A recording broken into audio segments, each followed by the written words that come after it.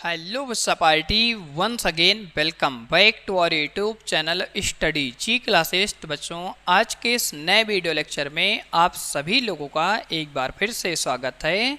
तो बच्चों आज के इस नए वीडियो लेक्चर में यहाँ पर बच्चों हम अध्ययन करने वाले हैं एक और इम्पॉर्टेंट टॉपिक के बारे में, जिस टॉपिक का नाम बच्चों यहाँ पे लिखा गया है आवेशित समांतर प्लेट संधारित्र की प्लेटों के बीच वैद्युत क्षेत्र में ऊर्जा घनत्व। तो बच्चों ये हमारा आज का सबसे इम्पॉर्टेंट टॉपिक होने वाला है। इस टॉपिक के हर एक बेसिक पॉइंट, हर एक बेसिक कंसेप्ट के बारे में आज के इस वीडियो लेक्चर में आप सभी लोग को अच्छी तरह से बताने और समझाने वाले हैं। तो बच्चों अगर अभी तक आप सभी लोगों ने ऊर्जा घनत्व के बेसिक पॉइंट और बेसिक फॉर्मूले के बारे में अध्ययन नहीं किया है तो सभी वीडियोस का लिंक आपको इस वीडियो के नीचे डिस्क्रिप्शन बॉक्स में मिल जाएगा। आप सभी लोग जाकर के अच्छी तरह से हर एक प्रीवियस वीडियो लेक्चर के बारे में अध्ययन कर सकते हैं। सभी वीडियोस का लिंक मैंने आप सभी लोग को इस वीडियो के नीचे डिस्क्रिप्शन बॉक्स में दे दिया है। तो इसी के साथ दोस्तों यहाँ पर हम आज का ये इम्पॉर्टेंट टॉपिक स्टार्ट करते हैं। तो दोस्तों ये इम्पॉर्टेंट टॉपिक हमारा काफ़ी ज़्यादा इम्पॉर्टेंट होने वाला है बोर्ड एग्जाम के दृष्टि से। तो इस टॉपिक के हर एक बेसिक पॉइंट से लेकर के बेसिक कंसेप्ट तक आप सभी लोग को अच्छी तरह से इस टॉपिक के बारे में बताने और समझाने वाले हैं। तो इसी के साथ दोस्तों यहाँ पर हम आज का ये इम्पॉर्टेंट डेरिवेशन स्टार्ट करते हैं। तो दोस्तों अब हम यहाँ पर सबसे पहले बात करने वाले हैं इस टॉपिक के इम्पॉर्टेंट फिगर के बारे में। फिगर बच्चों यहाँ पर आप सभी लोग देख सकते हैं।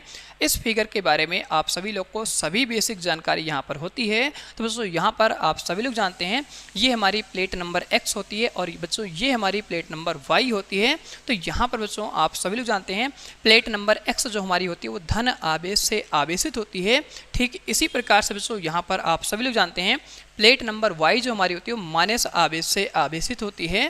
तो बच्चों यहाँ पर जो हमारा प्लस आवेश होता है और यहाँ पर जो हमारा माइनस आवेश होता है वो बच्चों इन प्लेटों में एक समान रूप से वितरित होता है। तो इस केस में इन प्लेटों के बीच में बच्चों यहाँ पर हमारी वैद्युत क्षेत्र की तीव्रता उत्पन्न हो जाती है, जिसकी दिशा बच्चों यहाँ पर आप सभी लोग जानते हैं प्लस आवेश से माइनस आवेश की तरफ होती है। तो यहाँ पर हम उसी वैद्युत क्षेत्र की तीव्रता के बारे में बात करने वाले हैं। तो बच्चों यहाँ पर हम सबसे पहले ये मान लेते हैं कि जो हमारी प्लेट नंबर x होती है और यहाँ पर जो हमारी प्लेट नंबर y होती है, इन प्लेटों के बीच की जो हमारी टोटल दूरी होती है उसको बच्चों यहाँ पर हम स्मॉल d से निरूपित करते हैं। तो बच्चों अब हम यहाँ पर बात करने वाले हैं कि जो हमारी प्लेट नंबर x है ये धन आवेश से आवेशित है और प्लेट नंबर y बच्चों यहाँ पर हमारा माइनस आवेश से आवेशित है।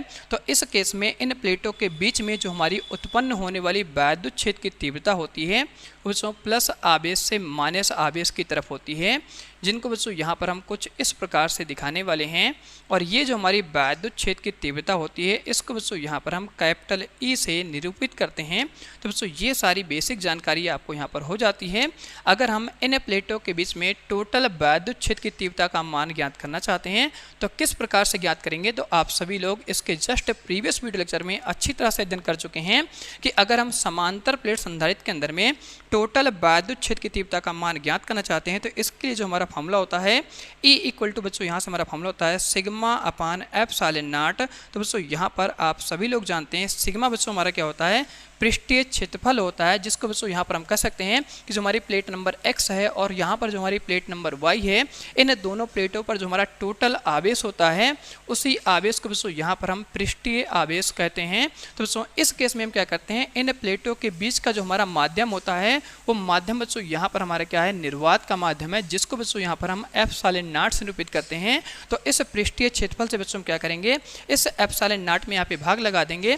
तो इस केस में इन प्लेटों के अंदर में जो हमारी उत्पन्न होने वाली टोटल वैद्युत क्षेत्र की तीव्रता होती है इस वैद्युत क्षेत्र की तीव्रता का मान आपको यहाँ पर आसानी से मिल जाता है। ठीक इसी प्रकार से बच्चों यहाँ पर हम बात करने वाले हैं कि अगर हम इन प्लेटों के बीच में टोटल वैद्युत विभव का मान ज्ञात करना चाहते हैं तो किस प्रकार से ज्ञात करेंगे। तो बच्चों यहाँ पर आप सभी लोगों ने अध्याय नंबर 2 में विभव प्रवणता टॉपिक के बारे में अध्ययन किया है। तो उसी टॉपिक का यूज करके यहाँ पर बच्चों हम इन प्लेटों के बीच में टोटल उत्पन्न होने वाला विभव का मान यहाँ पर ज्ञात कर सकते हैं, जहाँ पर बच्चों आप सभी लोग वैद्युत क्षेत्र और वैद्युत विभव के बीच में संबंध के बारे में अध्ययन करते हैं।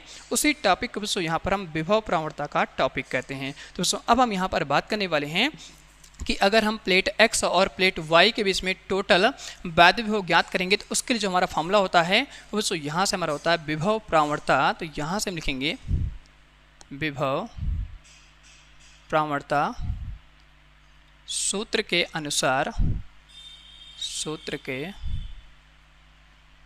अनुसार तो दोस्तों यहाँ पर जो हमारा विभव प्रावणता का सूत्र होता है वो दोस्तों यहाँ से हमारा हो जाएगा V equal to E into D होता है। तो बच्चों यहाँ पर आप सभी लोग जानते हैं E बच्चों हमारे क्या होता है वैद्युत क्षेत्र की तीव्रता होती है, और D बच्चों हमारे क्या होता है प्लेट X और प्लेट Y के बीच की हमारी दूरी होती है। तो इसी को बच्चों हम क्या कहते हैं यहाँ पर विभव प्रावणता का सूत्र कहते हैं।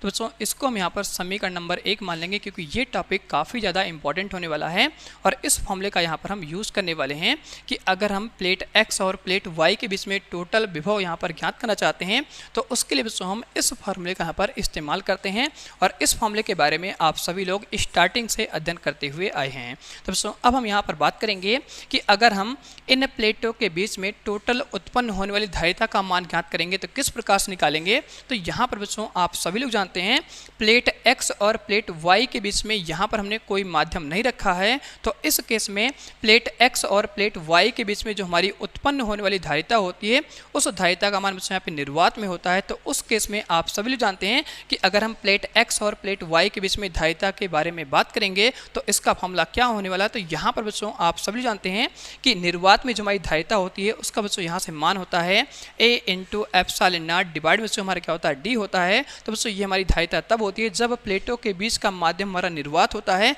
तब उस केस में आप सभी लोग को ये धारिता मिलती है। तो बच्चों अब हम यहाँ पे लिखने वाले हैं प्लेट X तथा प्लेट Y के बीच धारिता। तो बच्चों यहाँ से लिखेंगे प्लेट X तथा प्लेट Y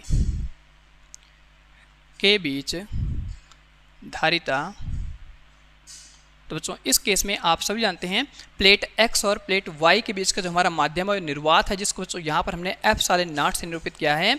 तब इस केस में जो हमारी धारिता होती है इस धारिता का मान बच्चों यहाँ पर आपको मिलता है C equal to A into epsilon not और डिवाइड में बच्चों यहाँ से हमारा होता है D। तो बच्चों इस फॉर्मूले के बारे में आप सभी जानते हैं A बच्चों हमारा क्या होता है प्लेट X और प्लेट Y का यहाँ पर क्षेत्रफल होता है। दोनों प्लेटों का क्षेत्रफल बच्चों क्या होता है आपस में बराबर होता है, और इस केस में बच्चों यहाँ पर जो हमारा एप्सिलॉन नॉट होता है वो इन प्लेटों के बीच का माध्यम होता है, और बच्चों यहाँ पर जो हमारा D होता है वो प्लेट X और प्लेट Y के बीच की दूरी होती है। अगर हम इस दूरी से इन प्लेटों के क्षेत्रफल और एप्सिलॉन नॉट में यहाँ पे भाग लगा देंगे तो इन प्लेटों के बीच में जो हमारी उत्पन्न होने वाली धारिता होती है इस धारिता का मान बच्चों यहाँ पर आपको मिल जाता है। इसको बच्चों यहाँ पर हम समीकरण नंबर 2 मान लेंगे। तो बच्चों यहाँ पर आप सभी लोग जानते हैं कि यही जो हमारी उत्पन्न होने वाली वैद्युत क्षेत्र की तीव्रता होती है, यही बच्चों हमारी वैद्युत क्षेत्र की तीव्रता ऊर्जा के रूप में संचित होती है, जिस ऊर्जा को बच्चों यहाँ पर हम स्थितिज ऊर्जा कहते हैं। तो स्थितिज ऊर्जा के बारे में आप सभी लोगों ने इसके जस्ट प्रीवियस वीडियो लेक्चर में अच्छी तरह से अध्ययन कर लिया है। तो उस फॉर्मूले का बच्चों यहाँ पर हम यूज़ करने वाले हैं, और उसी फॉर्मूले के माध्यम से यहाँ पर बच्चों हम ऊर्जा घनत्व के बारे में आपको बताने वाले हैं कि इसका डेरिवेशन हम किस प्रकार से यहाँ पर करने वाले हैं। तो इसीलिए बच्चों मैंने आप सभी लोग को स्टार्टिंग में ही बताया कि अगर अभी तक आप सभी लोगों ने ऊर्जा घनत्व के बारे में अध्ययन नहीं किया है तो सभी वीडियोस का लिंक आपको इस वीडियो के नीचे डिस्क्रिप्शन बॉक्स में मिल जाएगा। आप सभी लोग जाकर के अच्छी तरह से ऊर्जा घनत्व के बारे में अध्ययन कर सकते हैं। तो दोस्तों यहाँ पर हम फटाफट एक बार अगेन आपको यहाँ पे रिमाइंड कर देते हैं कि ऊर्जा घनत्व का मान हम किस प्रकार से ज्ञात करते हैं। तो दोस्तों यहाँ पर आप सभी लोग जानते हैं कि जो हमारा ऊर्जा होता है बच्चों हमारी एक भौतिक राशि है। तो अगर यहाँ पर हम ऊर्जा घनत्व का फॉर्मूला ज्ञात करना चाहेंगे तो किस प्रकार से निकालते हैं। तो उस केस में बच्चों आप सभी लोग जानते हैं कि जो भी हमारी भौतिक राशियाँ होती हैं वो बच्चों यहाँ पर हमारी U हो जाती है, क्योंकि आप जानते हैं जैसे हमारा यहाँ पर स्थितिज ऊर्जा हो गया, या बच्चों हमारे यहाँ पे गतिज ऊर्जा हो गया, या बच्चों आप कह सकते हैं यहाँ पर हमारी यांत्रिक ऊर्जा हो गई। तो ये सभी बच्चों हमारी क्या होती है एक भौतिक राशि है। यहाँ पर आप बात कर सकते हैं वैद्युत क्षेत्र हो गया, विभव हो गया, या बच्चों यहाँ पर आप कह सकते हैं कि हमारा लंबाई हो गया, चौड़ाई हो गया। तो ये सभी बच्चों हमारी क्या होती हैं भौतिक राशियाँ होती हैं। तो अगर हम इन भौतिक राशियों में आयतन का भाग लगाते हैं, आयतन को बच्चों हम क्या करते हैं यहाँ पर भी से निरूपित करते हैं, तो इस केस में इन दोनों का जो अनुपात मिलता है उसी अनुपात को बच्चों हम यहाँ पे क्या कहते हैं घनत्व कहते हैं। अगर यहाँ पर हमारी क्या है, ऊर्जा है, और उस ऊर्जा का मान आपको पता है कि इस केस में जो हमारी ऊर्जा होती है उसको हम स्थितिज ऊर्जा कहते हैं। तो इस केस में जो आपको घनत्व मिलता है उस घनत्व को बच्चों यहाँ पर हम स्थितिज ऊर्जा का घनत्व कहते हैं, जिसको यहाँ पर हम स्मॉल यू से निरूपित करते हैं। तो बच्चों यही जो हमारा फॉर्मूला होता है, इसी फॉर्मूले को हम क्या कहते हैं, ऊर्जा घनत्व का सूत्र कहते हैं। तो बच्चों अब हम यहाँ पे लिखने वाले हैं ऊर्जा घनत्व का सूत्र। तो यहाँ पर बच्चों हम लिखेंगे ऊर्जा घनत्व के सूत्र के अनुसार। अगर आप सभी लोग इस टॉपिक के बारे में अध्ययन नहीं किए हैं तो लिंक में सभी वीडियोस का आपको यहाँ पर लिंक मिल जाएगा, आप जा करके ऊर्जा घनत्व के बारे में अच्छी तरह से अध्ययन कर सकते हैं। तो बच्चों यहाँ पर हम ऊर्जा घनत्व को स्मॉल यू से निरूपित करते हैं, क्योंकि बच्चों आप सभी लोगों ने इस अध्याय के अंदर में जिस ऊर्जा के बारे में अध्ययन किया है उस ऊर्जा का बच्चों यहाँ पे नाम होता है स्थितिज ऊर्जा। तो बच्चों यहाँ पर हम सबसे पहले यहाँ पर इसका फॉर्मूला लिखने वाले हैं कि इसका जनरल फॉर्मूला क्या होता है। तो यहाँ पर बच्चों आप सभी लोग जानते हैं, यहाँ पर हम लिखेंगे ऊर्जा और डिवाइड बच्चों यहाँ से हमारा क्या आ जाएगा, आयतन। तो यहाँ पर हम लिख देंगे बटे में आयतन। तो अब यहाँ पर बच्चों अगर हम बात करते हैं कि इस केस में इन दोनों का जो अनुपात होता है वो क्या होता है, तो यहाँ पर बच्चों आप सभी लोग जानते हैं कि इस केस में इन दोनों का जो अनुपात होता है उसी को बच्चों यहाँ पर हम ऊर्जा घनत्व कहते हैं। तो बच्चों ये फार्मूला आपको यहाँ पर अच्छी तरह से ध्यान रखना है, क्योंकि आप सभी लोग जानते हैं कि जो हमारी ऊर्जाएं होती हैं वो बहुत सारी प्रकार की होती हैं, जिनमें से आप मेनली यहाँ पर 3 ऊर्जाओं के बारे में जानते हैं, यांत्रिक ऊर्जा के बारे में, स्थितिज ऊर्जा के बारे में और गतिज ऊर्जा के बारे में। यही 3 ऊर्जाएं आपके 12th में बहुत ज़्यादा इंपॉर्टेंट होने वाली हैं। तो इन ऊर्जाओं के बारे में आप सभी लोग को बेसिक तरीके से जानकारी होनी चाहिए। तो बच्चों अब हम यहाँ पर जिस ऊर्जा घनत्व के बारे में बात करने वाले हैं उस ऊर्जा घनत्व को यहाँ पर बच्चों हम लिखने वाले हैं। तो इस केस में आप सभी लोग जानते हैं कि यहाँ पर हम जिस ऊर्जा के बारे में चर्चा करने वाले हैं उस ऊर्जा का बच्चों यहाँ पे नाम होता है स्थितिज ऊर्जा, और स्थितिज ऊर्जा का बच्चों यहाँ पर हम कैपिटल यू से निरूपित करते हैं। और इस केस में जो हमारा आयतन होता है बच्चों यहाँ पर हमारा भी होता है, क्योंकि हम आयतन को यहाँ पर भी से निरूपित करते हैं। तो जब हम किसी भी ऊर्जा में आयतन का भाग लगा देते हैं तो उसी फॉर्मूले को बच्चों हम क्या कहते हैं, यहाँ पर ऊर्जा घनत्व का सूत्र कहते हैं। अगर बच्चों यहाँ पर हम बात करेंगे ये जो हमारा फॉर्मूला बनेगा, इस फॉर्मूले को हम कौन सा फॉर्मूला कहेंगे, तो इस केस में आप कह सकते हैं ये बच्चों जो हमारा फॉर्मूला होता है इसी फॉर्मूले को हम स्थितिज ऊर्जा घनत्व का सूत्र कहते हैं। तो दोस्तों अब हम यहाँ पे क्या करेंगे, u का मान और v का मान उठा करके रख देंगे और यहाँ पर हम ऊर्जा घनत्व का मान ज्ञात कर लेंगे। तो बच्चों यहाँ पर आप सभी लोग जानते हैं कि जो हमारा स्थितिज ऊर्जा का सूत्र होता है वो बच्चों यहाँ पर आप सभी लोगों ने इसके जस्ट प्रीवियस वीडियो लेक्चर में अच्छी तरह से अध्ययन किया था। 1/2 यहाँ पर बच्चों हमारा होता है cv² और बटे बच्चों आप सभी जानते हैं आयतन का जो हमारा फॉर्मूला होता है वो बच्चों यहाँ से हमारा जाएगा L इंटू यहाँ पर B इंटू बच्चों हमारा क्या होता है H होता है। तो इन सभी वैल्यूज़ को बच्चों यहाँ पर हम साइड में लिख देंगे। स्थितिज ऊर्जा का फॉर्मूला बच्चों यहाँ पर आप सभी लोग जानते हैं 1/2 यहाँ से हमारा हो जाएगा cv², और यहाँ पर बच्चों जो हमारा आयतन होता है आयतन को यहाँ पर हम कैपिटल B से दिखाएंगे। तो इसका फॉर्मूला बच्चों यहाँ पर आपको मिल जाएगा L into B into H हो जाएगा। अब बच्चों यहाँ पर हम क्या करेंगे, इस V और इस C का मान उठा करके इसमें हम रख देंगे। तो इसको बच्चों यहाँ पर हम क्या करते हैं, समीकरण नंबर 3 मान लेते हैं। तो यहाँ पर बच्चों हम लिखने वाले हैं समीकरण 1 और समीकरण 2 का मान समीकरण 3 में रखने पर। तो यहाँ पर बच्चों हम साइड में लिखना स्टार्ट करेंगे। अब यहाँ से आपका डेरिवेशन स्टार्ट हो जाता है और इस डेरिवेशन के बारे में आपको हर एक जानकारी बेसिक के साथ में होनी चाहिए। तो ये बच्चों यहाँ पर हमारा स्पेस हो जाएगा। अब यहाँ पर बच्चों हम लिखेंगे समीकरण 1। तो यहाँ से बच्चों हम लिखना स्टार्ट करेंगे समीकरण 1 व 2 का मान समीकरण 3 में रखने पर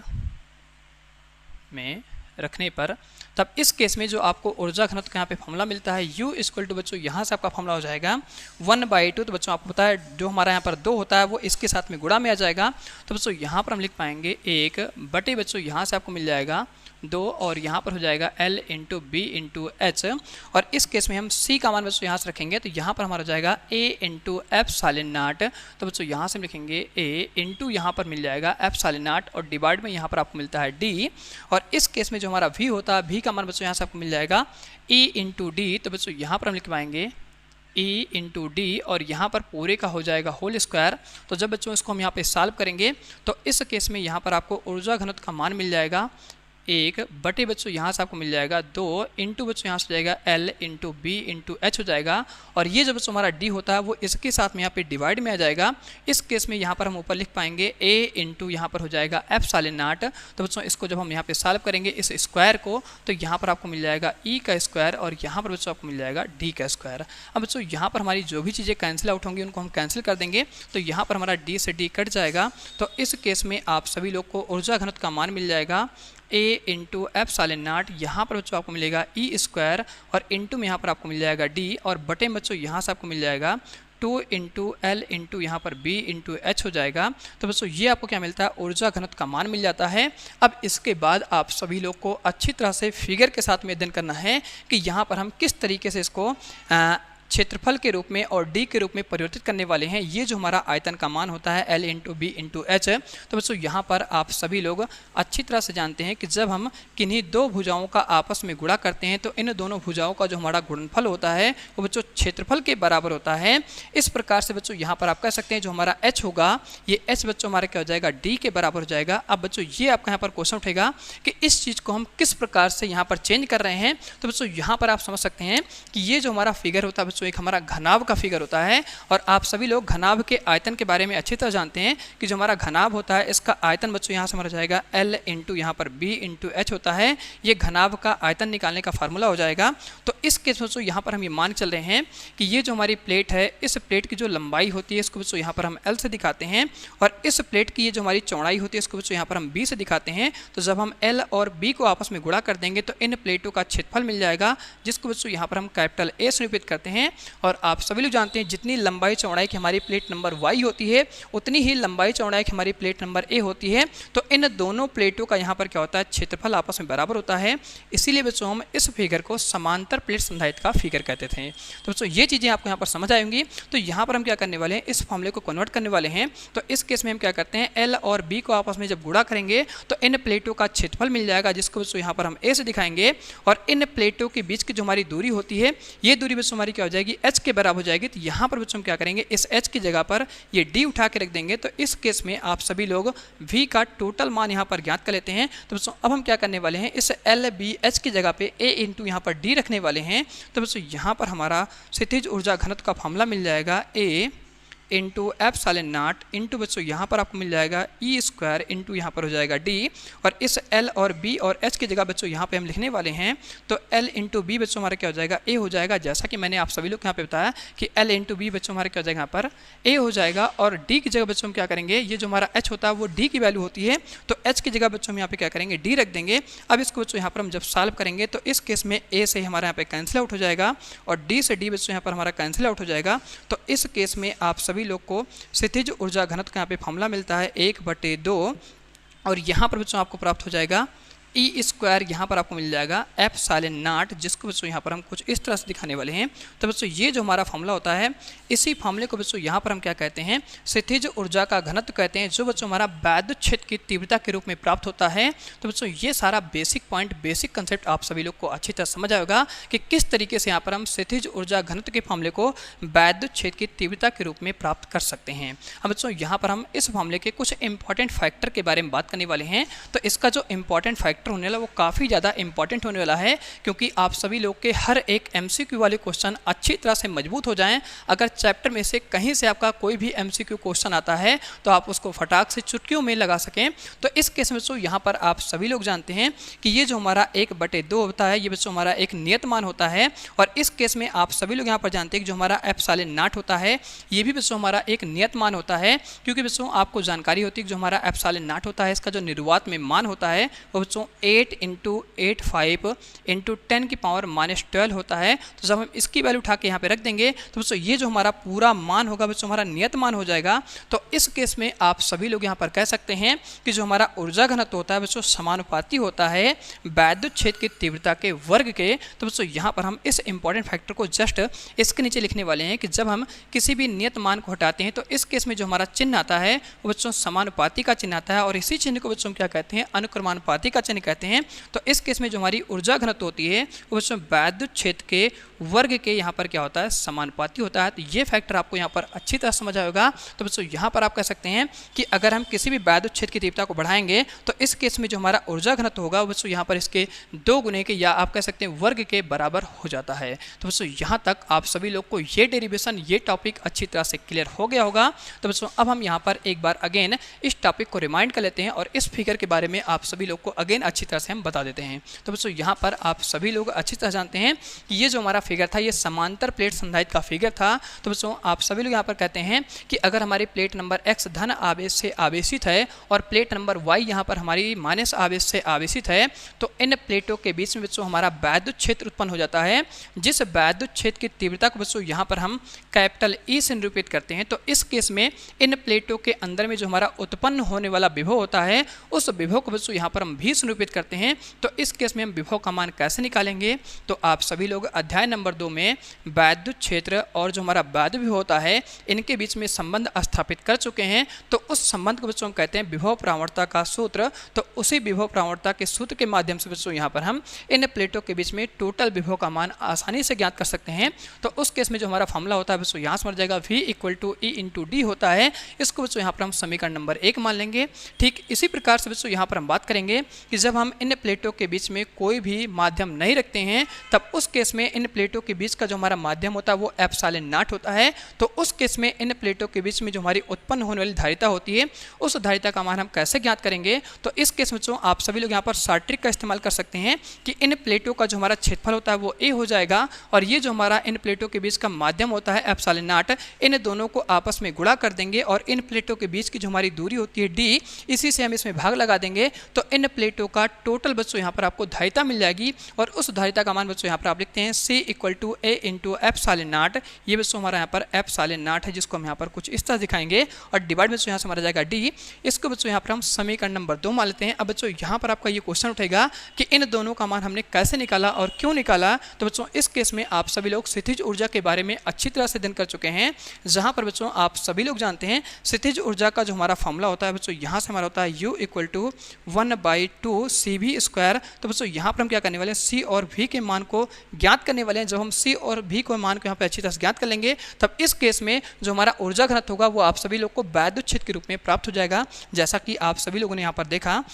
तो यहाँ पर हम क्या करने वाले हैं सेम इसी तरह से स्थितिज ऊर्जा का जो हमारा घनत्व का सूत्र होता है इसके बारे में आप सभी लोगों ने अभी जस्ट अध्ययन किया कि अगर हम ऊर्जा घनत्व के फार्मूले के बारे में बात करेंगे तो इस केस में हमारे यहाँ से फार्मूला होता है ऊर्जा बटे बच्चों यहाँ से हमारा जाएगा आयतन, क्योंकि आप सभी जानते हैं अगर हम किसी भी ऊर्जा में आयतन का भाग लगाएंगे तो वो जो फार्मूला बन के प्राप्त होगा उसी फार्मूले को बच्चों हम क्या कहते हैं यहाँ पर ऊर्जा घनत्व कहते हैं। तो यहाँ पर बच्चों आप सभी जानते हैं कि इस अध्याय में हम जिस ऊर्जा के बारे में अध्ययन कर चुके हैं उस ऊर्जा का बच्चों नाम होता है स्थितिज ऊर्जा। तो यहाँ पर बच्चों हम क्या करेंगे इस ऊर्जा की जगह पे स्थितिज ऊर्जा रखेंगे जिसको यहाँ पर हम U से दिखाते हैं और जो हमारा आयतन होता है उसको बच्चों हम V से दिखाते हैं। तो यहाँ पे हम V लिख देंगे और इन दोनों का जो हमारा अनुपात होता है इसी अनुपात को बच्चों हम क्या कहते हैं ऊर्जा घनत्व कहते हैं, जिसको बच्चों यहाँ पर हम स्मॉल u से दिखाते हैं और स्मॉल u बच्चों हमारे क्या हो जाएगा स्थितिज ऊर्जा घनत्व होता है। तो अब बच्चों यहाँ पर हम क्या करेंगे ये जो हमारा स्थितिज ऊर्जा होता है इसका मान आप सभी जानते हैं 1/2 यहाँ पर CV² होता है। तो इस वैल्यू को उठा के यहाँ पे जैसे रखेंगे और उसके बाद बच्चों यहाँ पर आप जानते हैं आयतन का जो हमारा फॉर्मूला होता है वो L × B × H होता है, क्योंकि बच्चों ये जो हमारी समांतर प्लेट संधारित्र होती है ये बच्चों हमारा एक घनाभ का फिगर होता है। मीन्स अगर इसके बारे में आप समझना चाहेंगे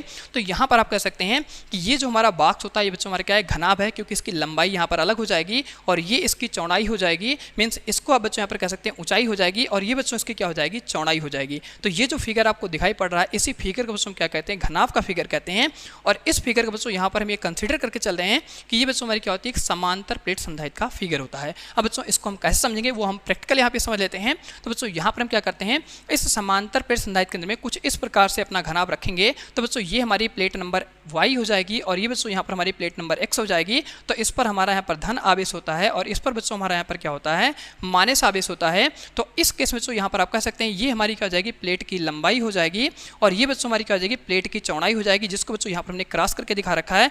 ये इस प्लेट की लंबाई हो गई, ये इस प्लेट की बच्चों यहाँ पर चौड़ाई हो जाएगी और इसको बच्चों हमने क्या मान रखा है इस प्लेट की यहाँ पर दूरी मान रखा है, जिसको हम स्मॉल d से दिखाते हैं। तो इस केस में आप सभी जानते हैं कि जो हमारी इन प्लेटों के बीच में उत्पन्न होने वाली वैद्युत क्षेत्र की तीव्रता होगी वो प्लस आवेश से माइनस आवेश की तरफ होगी, जिनको बच्चों यहाँ पर हम कुछ इस प्रकार से दिखा सकते हैं। और ये जो हमारी वैद्युत क्षेत्र की तीव्रता होती है वो इस पूरे प्लेट के अंदर में होती है। तो इस केस में जो हमारी उत्पन्न होने वाली वैद्युत क्षेत्र की तीव्रता होती है यही बच्चों हमारी क्या होती है ऊर्जा के रूप में संचित होती है। अगर बच्चों हम क्या करते हैं इसी फिगर को थोड़ा सा यहाँ पे टर्न कर देंगे तो ये हमारा इस तरह से घूम जाएगा, जिसको बच्चों यहाँ पर आप कह पाएंगे कि ये जो हमारी प्लेट के बीच की हमारी मोटाई थी, ये आप कह सकते हैं प्लेट के बीच बीच की जो हमारी दूरी होती है वो स्मॉल डी होती है, तो ये दूरी बच्चों क्या हो जाएगी, हाइट के रूप में चेंज हो जाएगी। तो यहाँ पर आप कह सकते हैं ये जो हमारा h होता है बच्चों क्या हो जाएगा, d के बराबर हो जाएगा। तो यहाँ पर आपको ये चीज़ें अच्छी तरह से क्लियर हो जाती हैं कि हम आयतन का मान किस प्रकार से निकालेंगे। तो इस केस में हमारा जो l होता है और जो b होता है, इन दोनों का आपस में गुणा कर देंगे तो इन प्लेटों का क्षेत्रफल मिल जाएगा और इन प्लेटों के बीच की जो हमारी दूरी होती है बच्चों क्या हो जाएगी, h के बराबर हो जाएगी।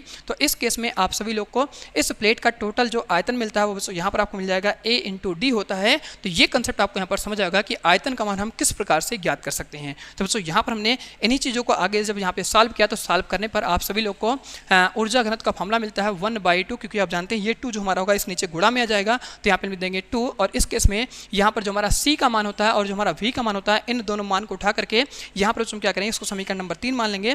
तो इन दोनों में इसका मान उठा के रख देंगे।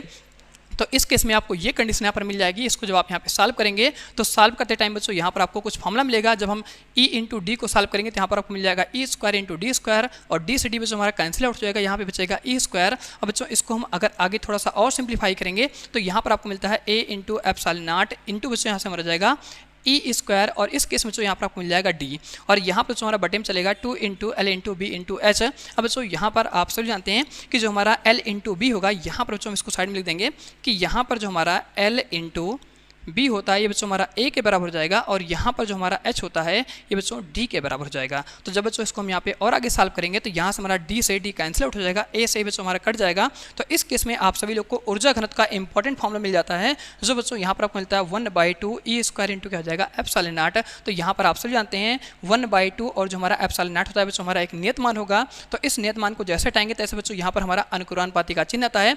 इसी चिन्ह को बच्चों क्या कहते हैं, समानुपाती का चिन्ह कहते हैं। तो इस केस में बच्चों यहाँ पर आप कह सकते हैं कि जो हमारी वैद्युत क्षेत्र की तीव्रता का वर्ग होता है वो बच्चों यहाँ पर हमारा समानुपाती होता है ऊर्जा घनत्व के। ये आप सभी लोग को ये एमसीक्यू के लिए काफ़ी ज़्यादा इंपॉर्टेंट क्वेश्चन होने वाला है। तो बच्चों मैं आशा करता हूँ कि आप सभी लोग को आज का ये वीडियो लेक्चर अच्छी तरह से समझ आएगा। अगर आप सभी लोग को आज की वीडियो पसंद आती है तो इस वीडियो को लाइक शेयर और सब्सक्राइब जरूर करिएगा। अगर आप सभी लोग हमारे चैनल पर पहली बार विजिट कर रहे हैं तो इस चैनल को सब्सक्राइब के साथ में आप शेयर करना ना भूलें, और वीडियो अगर आप सभी लोग को पसंद आती है तो इस वीडियो को ज़्यादा से ज़्यादा अपने दोस्तों के साथ में शेयर करिए। तो इसी के साथ दोस्तों यहाँ पर हम आज का ये इंपॉर्टेंट टॉपिक इसी पे एंड करते हैं। मिलते हैं आप सभी लोगों से बहुत जल्द अगले वीडियो लेक्चर के साथ में।